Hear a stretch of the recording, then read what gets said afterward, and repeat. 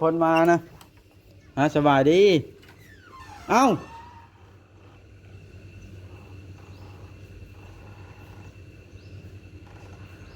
สบายดีน้องเต้ให้อีกแล้วเที่ยแต่ให้บ่เด้อนะอื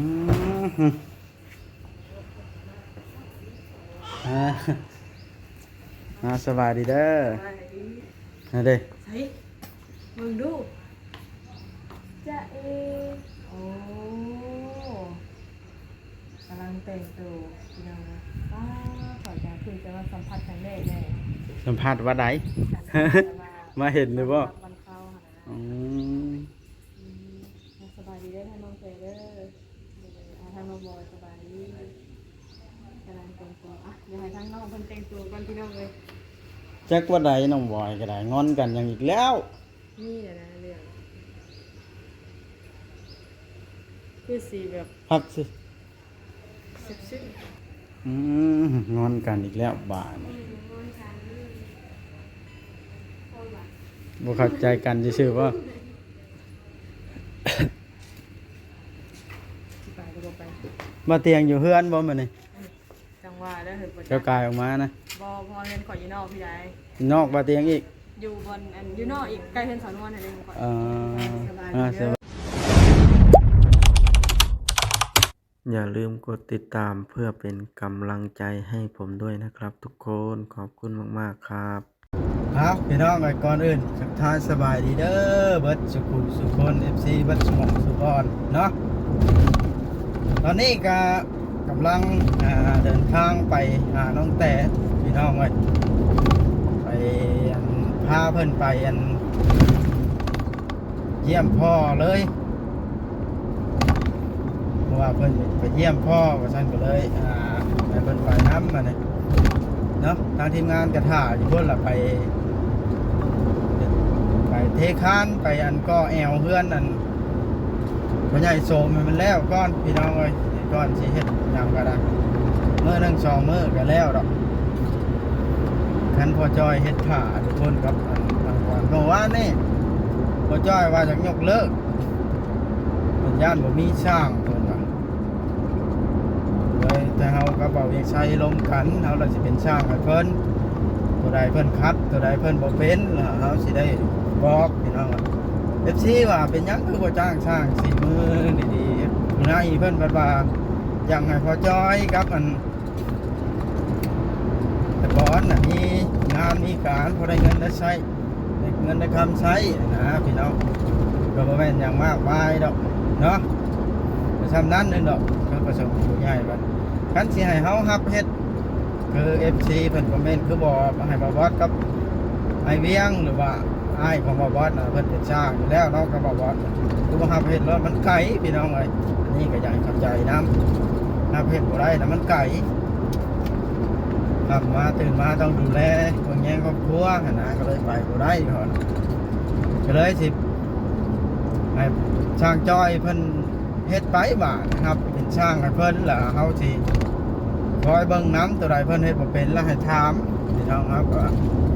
ก็นั่นอยู่บ่ได้อยู่ซ้ำนะเนาะเฮ็ดเรือนเฮ็ดชานนะเฮาก็เคยเฮ็ดเรือนตัวเองเฮาก็เฮ็ดเรือนท่านหมอเฮาก็เฮ็ดนะลายลังที่ดอกพี่น้องเฮาเฮ็ดนะแต่ว่าเฮามีเวลากันเฮาใกล้เฮาเฮ็ดแล้วอ้ายบ่วัดกับลงเวียงกับบ่มีแนวเฮ็ดแล้วนะต้องใกล้เรารับเฮ็ดก็บ่ได้เงินได้คำย้อนพี่น้องเอ้ยวันนี้ทีมงานก็ท่าอยู่บอกไผบ่จ้อยบอกเอกชัย3คนพี่น้องเอ้ยว่าเอาโอลิเพิ่นยากลูกน้อยลูกเพิ่นเจ็บท้องเพิ่นก็ดันไปทางไกลก็เลยนั่นบ่ได้ไปน้ำมูนะเลยอยากอยู่แถวใกล้นี้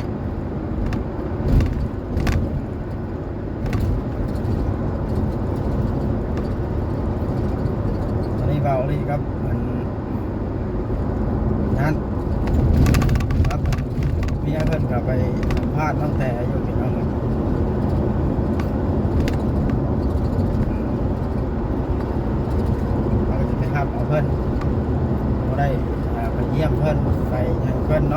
นหนึงดีบ่ดีเอาเพิ่นบ่นอนก็แล้วแต่เพิ่นถ้าเพิ่นจะกลับมาก็ได้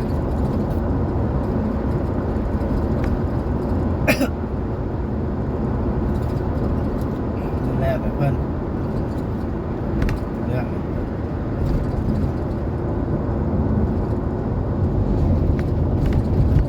เอาพี่น้องเนาะ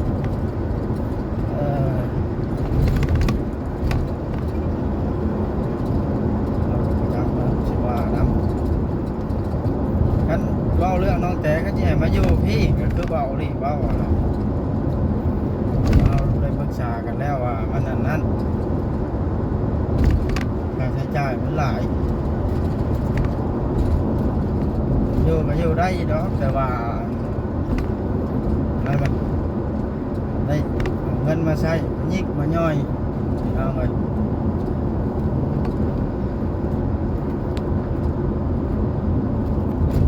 ก็สิว่าได้ละ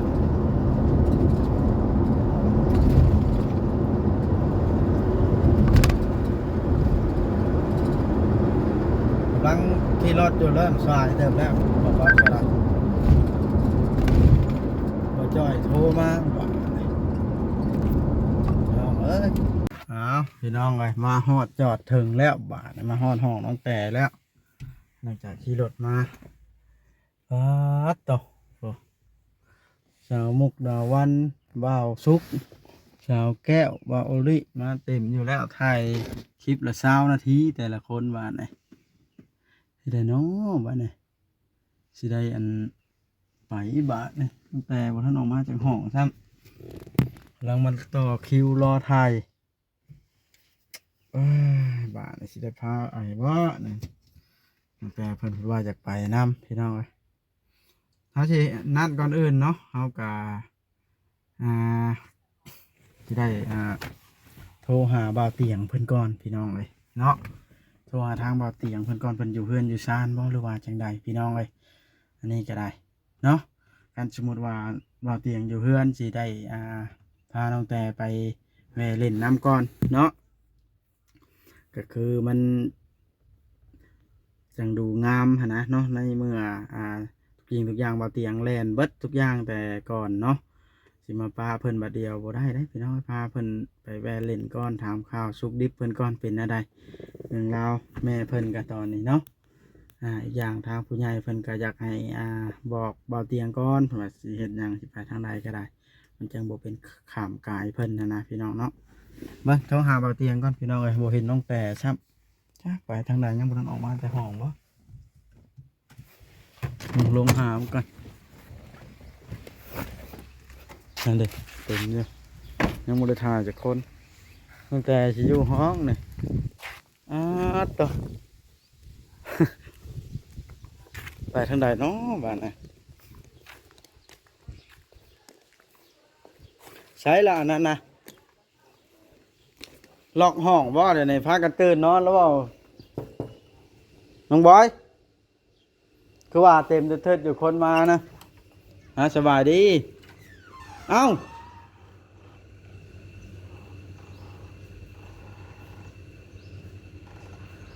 สบายดีน้องแต่ให้อีกแล้วเที่ยแต่ให้บ่เดี๋ยวนี้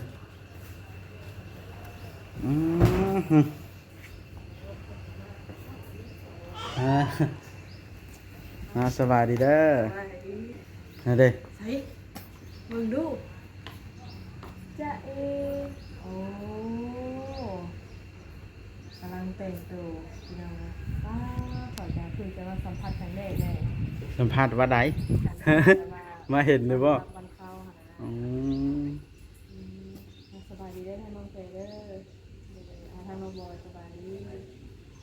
กำลังแต่งตัวเดี๋ยวให้ทางน้องเพิ่นแต่งตัวกันพี่น้องเลยจักว่าใดน้องบอยก็ได้งอนกันอย่างอีกแล้วนี่แหละนะเรื่องคือสีแบบพักสิซึ้งงอนกันอีกแล้วบาดบ่เข้าใจกันซื่อๆว่า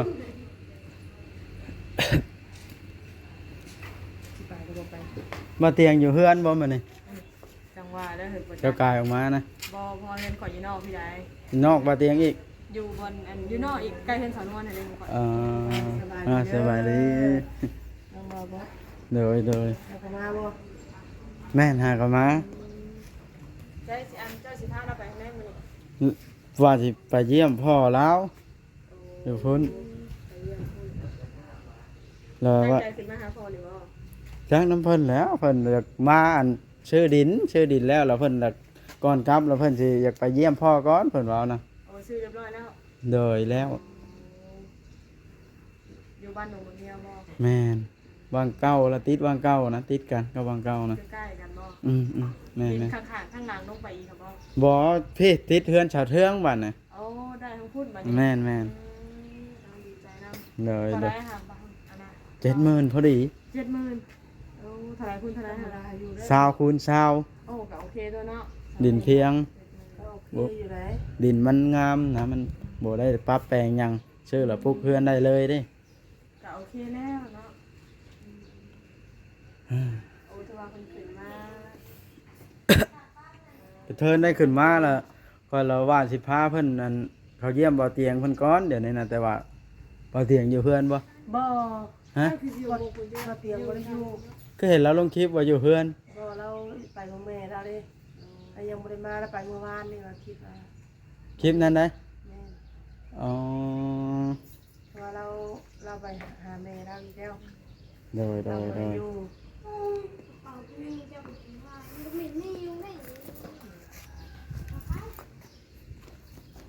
ว่าได้อันนี้น้องแต่บ่ให้พวกเอื้อยๆเพิ่นถ่ายก่อนว่าจังอันนั้นนะจังอันขึ้นรถน่ะมานั่งหน่อยไหมมานั่งอยู่พี่ให้ มาพี่ก่อนก็ได้เนาะ เอื้อยๆถ่ายจบคลิปก่อนจังไป ได้ทำไปเลยเด้อ ท่าเขาท่าอยู่ในห้องหมอ109นี่ครับบ่เวียงใช้ก็นั่งท่าอันเตรียมไปนะเลยเบาลิเพิ่นไปแล้ว ไปนั่งพูดบางกลางก็ได้ไปเราพาถึงภรรยาแล้วก็จะเลย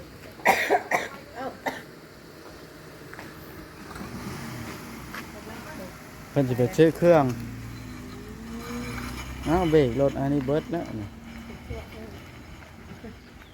เขาคิดว่าเรามาคนเดียวได้เมื่อกี้นี่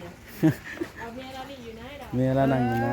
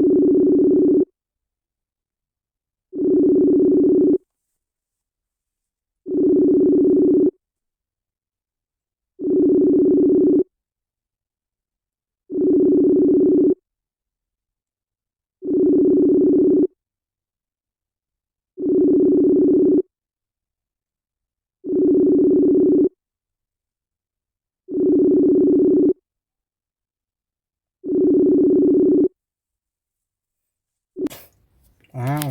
เราบ่ฮับซ้ำพี่น้องเลยจักสิว่าน่ะได้ละนี่ก็ได้โทรเบิ่งอีกก่อนบัดนึง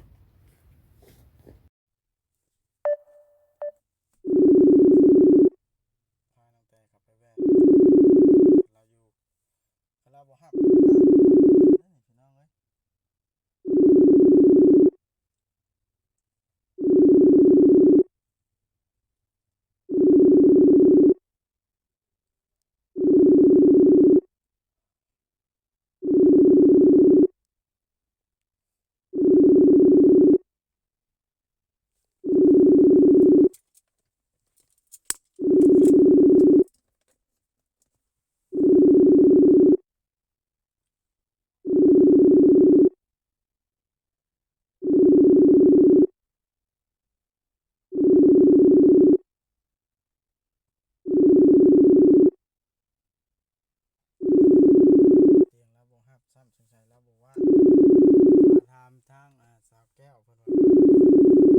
บ้านเดียวกันนะพี่น้อง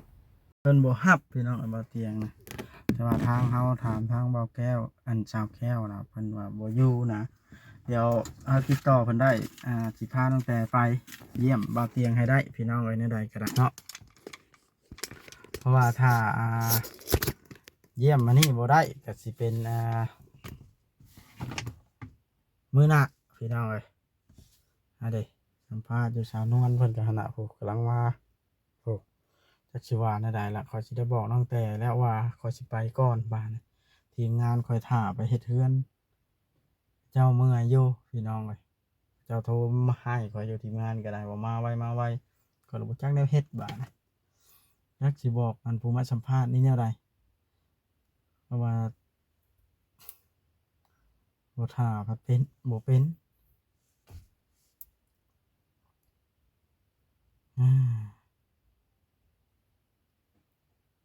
ไปลงเบิ่งลงสัมภาษณ์ไปเฮาก็ได้ลงไปเบิ่งน้ำกันก่อนเพิ่นกำลังสัมภาษณ์อยู่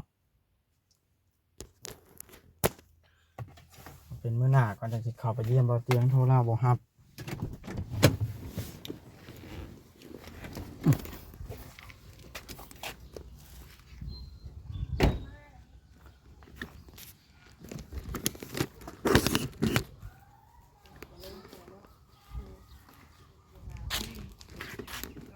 อ้าวกองเสียนเนาะย้อนแสงครับ เขาซื้อใหม่แล้วค่ะทางกอง ชื่อนั้นได้แปลงแล้วเหรอวานเนี่ย ต้องขึ้นแปลงเอาเลยบ่น่ะ แปลง ขออนุญาตนี้เป็นลงมา เป็นหงสิบ่ได้ขายทางกองมีโทรศัพท์ไหมอันนี้เนาะ เขาได้แต่งการนั่นแหละนะแต่งการเขาได้โทรศัพท์ใหม่แล้วอ่ะ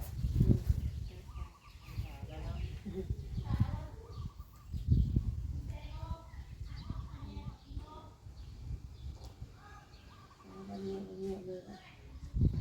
ได้ตัวเดียวมันมาค่ะ อ้าวหัวได้หรือว่าผู้หันก็เห็นหน้าพูดอยู่ เตะนอกบอยมาซ่าแล้วมื้อนี้บอยแนมสดไปอยู่ไปเว้นไปมัวหาน้ำมันอยู่จ้ะโอ้รอคิวไปเนาะได้แต่ว่าก็ต้องซ่าหาตามบอกต่างกันเนาะเด้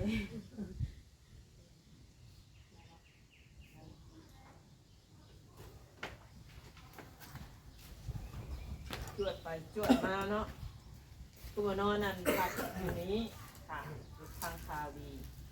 เข้ากับพวก จับไปอะไรจังมือก็ จากวันที่11มาวันที่15 โอ้ ตามมือนะ ตามมือ ก็ไปเฮ็ดเรียกให้มันแล้วกับมา มาเดี๋ยวเรียกเดย์กินเห็นมาเมื่อวานนี่ก็มาวันเอาไพ่มาขึ้นเรือนงานไพ่เรือนงานเลยมาจริง อยู่ซ้ายค่ะขัวมันนะมาพูด มาพูดมาถึง เอาใจแท้ คือได้ผัวไก่เลย นักเริ่มบ่เลยจะเดินหัวไก่เด้ สายเนียนเนาะ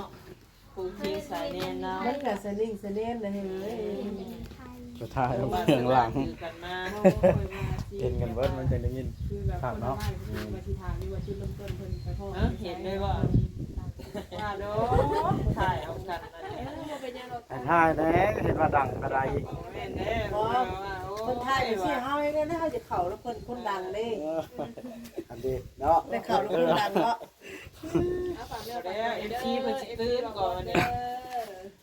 ก็แล้ว เย็นบ่เดี๋ยวนี้นะ เห็นแล้วค่อยถ่าย สบายดีสนะคิดว่าอัน บ่หยอกสิได้เนาะ บ่หยกเพิ่นสิแน่ บ่ได้มาหยอกนะค่อยถ่าย โอ้ย ค่อยถ่ายสัมภาษณ์เด้ แบบ FC เฮ็ด ว่าเสียงออกมาจากทางไหนติเอาบทสัมภาษณ์ทุกคน มันชุบเจ้าคือบ่มานั่งพี่สาว ก็มานั่งแม่ ก็จะสะก้อนเนาะก็สิ เปลี่ยนแน่นอนแบบนี้ ถ่ายเรื่องหลังกันก็เป็นดี บ่ได้แม่นเบื้องหลังนะทั้งหน้าทั้งหลังเห็นเบิดได้เดี๋ยวนี้เนาะ จะคือไหนทั้งหนังหลัง เราเห็นทางหน้าทางหลังเท่านั้นเห็นหมดเลยของเรา ครบสุดจุด นี่ จ่ายอย่างเดียว มีข่าวดีก็ได้พากันกลับมาอีกบ้านนี่ อืม ข่าวดีค่ะคุณทำหน้าเศร้าจ้ะ เสริมมาหวานนี่ดิ งองงอยเลยนี่ อันผู้ผัวเพิ่นเห็นก็เต้นได้มือกำค่ะสบายดีซี่เขาบ่สบาย เอ้าเนาะ เดินอย่างเมื่อเฮง คนละคนนะของตัวเพิ่นมารถบ่ได้มามันเบิดแล้วเบิดเที่ยวแล้วก็ เห็นอยู่วิ่งวันนั้น เห็นบูด ก็ ค่ะ มีชีวิตชีวา วันนั้นว่าสิว่าอยู่พี่สิได้อยู่บ่ได้ เก็บบ่ได้ดอกเผยว่า ถามเองเด้อ เนาะ คันว่าสิมาอยู่พี่สิได้อยู่บ่ บ่ฮู้ได้แล้ว ต้องพังคนก่อนเนาะ ได้แล้วเมียพาอยู่ใส่ก็อยู่หั่นเลยเนาะ เอาบัดนี้จุดเด่นเพิ่นเลยบัดนี้น่ะเพิ่นสิไปนอนแซ่บัดนี้ทำบิดได้ผมหมายว่ามาอยู่พี่ได้บ่น่ะได้เฮือนน่ะนะ สิมาอยู่ได้บ่โอ้ถ้าว่าอะไรเฮือนในซ่านเนี่ยสิกลับมาอยู่พี่ กลับมาเนี่ยเที่ยวไปเที่ยวมา แล้ว ดิ คั น น น่ะได้แล้วดินน่ะเนาะ คันมีเวียกมีงานอยู่พุ่นก็กลับไปพุ่นเนาะ ดีใจน้ำสาใส่ว่าอย่าดีจ้ะ อันนั้นก็ไปยืนไกลแท้เปิดกล้องแล้วก็ไปทุกยืนเหงาไม่เลยมาแล้วแม่ แล้วก็ไปเอื้อยสัมภาษณ์ก่อนเนาะเลย อย่ามาซับซ้อนกัน อ่า ให้เพิ่น กับ ถา แบบ ม นี้ ก่อน แน่ๆเปิดกันแล้วกูจะแน่ว่า แม่บ่แปลกเลยเพราะว่าตายแล้วไปนั่น แม่นี่เพิ่นมาบอกเลขบ่มื้อนี้ เนาะ เอาเฮ้ยเอา เห็น เฮ้ย เพิ่ เอา นบ่ได้ แม่โตได้นี่ เอ้าบ้านนี่จะว่าแม่นี่บ่จักบ่ ตัวเด็กเด้อเด็กไทยเด้อมื้อนี้เด้อ เห็นบ่เฮ้ยเด็กโตเด็กแขนใช่ เด็กไทยได้26มื้อนี้ เห็นแล้วเนาะ เด็กเพิ่งเด็ก ย่ เพิ่ อง คอยบอก FC คอยอยู่ที่07เลขห้องตั้งแต่หั่นน่ะ อ่า ได้เฮ้ยสิ ก็ห้องเก้าแล้วว่าบ่ล่ะมากระพาของเก้าเนาะ เก่าห้องเดิมคือบ่มีไผนอนแทนนอนห้องไหนก็ได้ คือว่าห้องมันจะลายเลย เอ เนาะ อ พี่เทิงก็ยังไม่เต็มที่เปิดแล้วนะผ่านพี่เทิงก็เลยแบบลงมาคุย มันสิสงบขนาดนี้เนาะอีกเนาะ ไก่ทางรถก่อน อยู่พุ่นมันสิใกล้ทางรถ อะไรดินได้ดอนได้มานี่บ้างแทนที่สร้างเพื่อนบ่บัด ตาแซ่ที่ไหนก็เลยว่าเนี่ยท่านเราดีดี แรงเนาะบัดโทรศัพท์มายังบัดดินน่ะอยู่ได้ดงเงี้ยบ่ล่ะ นี่ โอ้บ้านเกิดเมืองนอนนอนเก่าเนาะ เก้าบนเดินเกี่ยวมาอยู่ที่แรกสมาว่าอีหยังอ่าเป็นพี่เนาะ จากคนหูจังแน่ เราอยู่พี่แบบมีบ่เราจักเราเฮาลืมเขาเคยเด้บ้านเกิดเมืองนอนเฮา สิโอเคกับกาวาเนาะวันนี้จะว่าและทางดีเคยมีข่าวดีเข้ามา เดินดินก็ซ้ำได้เพื่อนเลยเนาะได้ทีได้บอลเจ้าของอ้ายได้เสมอเยี่ยมอยู่บ่อ้าย เห็นสมเสือกับเห็น เอ้า ที่เราจะได้อยู่ว่า หมอคนรู้โทรศัพท์ก็จะอยู่บ้าน เนาะ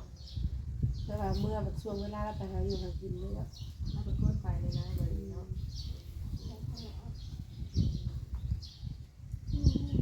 คือว่ามื้อนี้หัดสิขึ้นไปเยี่ยมพ่อมื้อนี้เนาะแล้วก็กลับลงมาพักอยู่ที่เก่าและเวลาเก่าได้กลับมาบ้านคือเป็นมื้ออื่นกลับมื้ออื่นบ่ มามือส่งมือกลับอีกเนาะให้รวนมารวนตลอด นอนเล่นเนี่ย กลับไปวันนี้สีลงมาอุไรเด้วันนี้เนาะ อันนี้ยังบ่พูดเลย ถ้าได้ข่าวดีแน่เนาะถ้าว่าน้องคนได้ข่าวดีอ่ะสีลงมาอีกข่าวดีแบบเฮ็ดเทือนอย่างนั้นนะ อาจจะเป็นน้องเตยแล้วเนาะมาที่สัมภาษณ์ประเทศเนาะฟังไปตอนเราทั้งสองเป็นตัวอยู่ในน้ำสาว นี่บ่รถหักส่งสิไปนี่บ่ เมื่อนั้นนะพอเมียนมาวอดนี่บ่ขี่เกใช้สมบัติเมียนบ่ ไปขี่กระบะเด้ไป ได้ กัน ใช้ นะ แล้ว อยู่บ้านข่อยเด้ เอ ข่อย อ เบิ่ง คือว่าขึ้นรถเฮียเพิ่นว่ะแม่นบ่ แม่นแล้วก็เขาบ้านมื้อนั้นเด้ ยินว่าสามกคนมาให้ขี่นางในกับขี่กระบะก็ได้เด้อ โอ้ยเอาล่ะนะ พ่อเป็นบุญตาบ่พ่อเป็นบุญนั่นดิ เอาพอได้ติดเสื้อติดแนวเด้ อ้าวข่อยก็ดีใจได้สะนวนน้อยหมดน่ะเนาะถ้ามีแต่ข่อยว่าเพิ่นบีบเกยหยังข่อยแล้วอ้าวก็ว่าโอ้แปลกนะแต่ก็บ่เคยมีรถแบบนี้ของโตเพิ่นสิของบีบเกเนาะ ไปเด้ดิ ว่าใครเด้แต่ว่าอันสิได้เนาะเลยว่าเฮาบ่มีมือบีบเกใช่เฮาก็มีแฮงยาว ทำมือนี่ได้ซะ เรื่องเรื่องวันหน้าเด้อคือสิเรื่อยๆเด้อมันดินเด้อ เนาะตัวเฮ้ย บ่น้อยใจแล้วข่อยสิว่าโอ้ยขี้คุยแท้เด้ข่อยก็ว่าเท่านั้นแหละ บ่ทาได้รถไผเหมือนคือสิว่าบีบเกใส่เพิ่นน่ะข่อยก็งวกขึ้นแล้วเว้ยโอ้บ่แม่นรถเฮียบอสเพิ่นบ่ว่ะโอ้ยัน จื้อแน่เจ้าก็ได้8224ค่ะ ข่อยจื้อตีมา เรียกน้ำรับ บ่เฮาบ่ค่อยชื่อแล้วเพราะว่าเฮาบ่ได้ค่อยเห็นแล้วเลยเนาะ ยืนห้อยเจ๊เก่า จื้อห้อยสิว่าบัดนี้ แล้วข่อยก็อ่านว่าต้องเป็นเฮียบอสแท้ๆว่ะ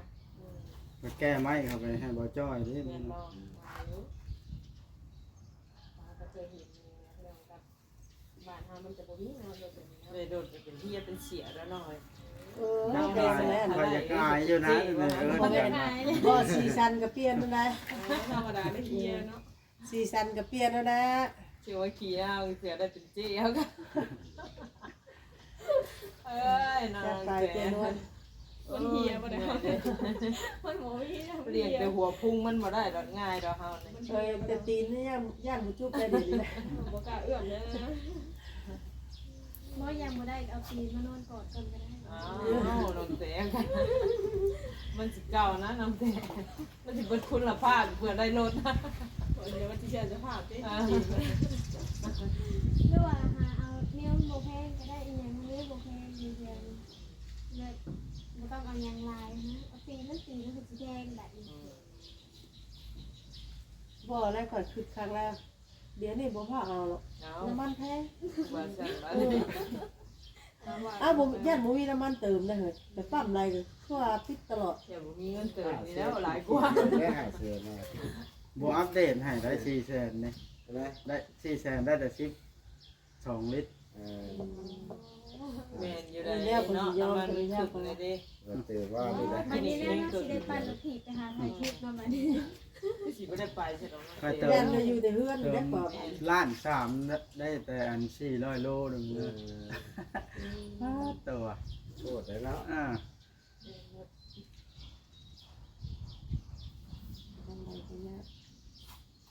ทางบ่บ่พาน้องแจขึ้นไปคุยคำพุ่นบ่มา คำแล้วลังเทื่อก็สิให้เพิ่นนอนอยู่พุ่นแล้วพอเพิ่นอยู่พุ่น เพิ่นขึ้นไปนี่เพิ่นมีประเด็นอย่างแง่นี่นะเพิ่นขึ้นไปหาพ่อเพิ่นนี่ เพิ่นขึ้นไปอยากไปลิ้นน้ำพ่อก่อนกลับบ้านผัวชื่อนะบ่ได้เห็นพ่อแต่หึงแล้วเด้ โอ้ชัดบ่ เพราะว่าค่อยไปขึ้นไปเฮ็ดเฮือนอยู่พุ่นพอดีนะเพิ่นละพอติดรถไปน้ สร้างได้น่ะ เอ้า ญาติว่าเพิ่นนะ ำเฮือนให้พ่อตาเด้เนาะ ไม่เท่าพ่อเจ้าบ่ มันก็มีเท่าน้องน้ำติ อ่า คือหลังมึงใหญ่นึงได้เนาะเคยเห็นนะ ร่างชาวบ้านนี่หากับ เจ้าห้องอ่ะจักต้นเช้านะ เฮ็ด8ต้น เป็นเทือนสั้นเดียว เจ้าเฮ็ดเองได้บ่นี่ ค่อยนี่แล้วเฮ็ด ก็ทีมงานเลย เบิดทีมเลยให้ ไปเบิ่งเด้เนาะ นะ ไปน้องกันนั่งเป็นกระบะไปแล้วก็ทำบ่ซื้อเอง สิตั้งเสาก่อแอวไว้ก่อนนะแล้วจังหาสร้างมาเฮ็ดบ้านเฮาบ่มีเวลาเด้ ว่าไปน้ำแรกว่าเฮีย โอ้ยอยากอายได้ไหมเอิ้นก็จะอยากอายนี่ทีมงานโทรนำแล้วนี่จักเฮ็ดได้ว่านะ โอเคค่ะเนาะคันทานกัน ไปเด้อน้องอันนั้นเด้อเพราะว่าคันโทรน้ำโอเคเด้อเผาโทรน้ำเป็น10เทื่อล่ะโอเคพี่น้องบอกว่าจะได้จบคลิปมีแต่ว่าเป็นสัมภาษณ์แล้วล่ะจังไปกันเด้อบ่ไปน้ำกันบ่วัดสุคนนะ ไปอยู่เดี๋ยวนี้ มาขึ้นรถได้ขั้นไปนะ